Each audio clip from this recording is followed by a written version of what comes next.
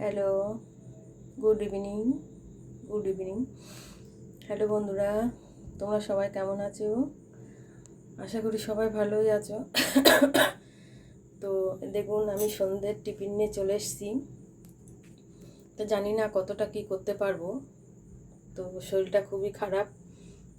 তো আমার ছেলের জন্য আমি খাবার বানাচ্ছি, তো পুরো ভিডিওটা দেখবে। তো আমি এই ছেলের জন্য একটু প্যাটিস করবো ভাবলাম, চিকেন আছে ফ্রিজে, তো আমি এই জন্য একটু প্যাটিস বানাবো বলে পাউরুটিও ছিল ঘরে। কড়াইতে তেল গরম বসিয়েছি, সাদা তেল, কড়াইতে সাদা তেল গরম বসিয়েছি। তো এই যে চিকেনটা করা, তোমরা তো সবাই জানো চিকেনটা কিভাবে করতে হয়। আমার ক্যামেরাটা কেন ঘোলাটে হয়ে যাচ্ছে কেন কি জানো। যাই হোক, এই চিকেনটা করা আমি আর দেখালাম না, তোমরা সবাই জানো, সবাই করতে পারো, সেই জন্য আর দেখালাম না। চিকেনটা করে নিয়েছি, আর এই যে কর্নফ্লাওয়ার গোলা নুন দিয়ে, এই যে বিস্কিটের গুঁড়ো, আর এই যে পাউরুটি। ছেলের জন্য করছি, জানি না ও খাবে কি না, আমি নিজেই খেতে পাচ্ছি না, তা ও কী খাবে।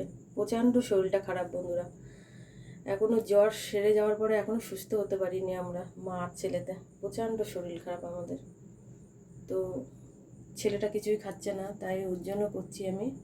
দেখছি ঘরে সবই আছে, তা কী বানানো যায়। তা আমার ছেলের জন্য আমি এটা করছি, প্যাটিস বানাচ্ছি চিকেন দিয়ে। চিকেন স্যান্ডউইচ বলে না, সেটাই।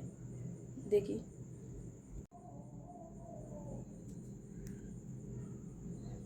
ক্যামেরাটা কেমন ঘোলাটে হয়ে যাচ্ছে কেন বুঝতে পারছি না। ও, আলুটার জন্য হচ্ছে।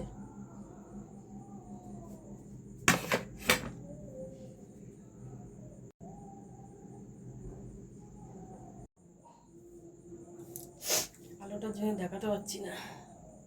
মাখানো আমার সব হয়ে গেছে প্রায়, তেলটাও গরম হয়ে গেছে। কতটা কি করতে পারবো বলতে পারছি না, শরীর দিচ্ছে না।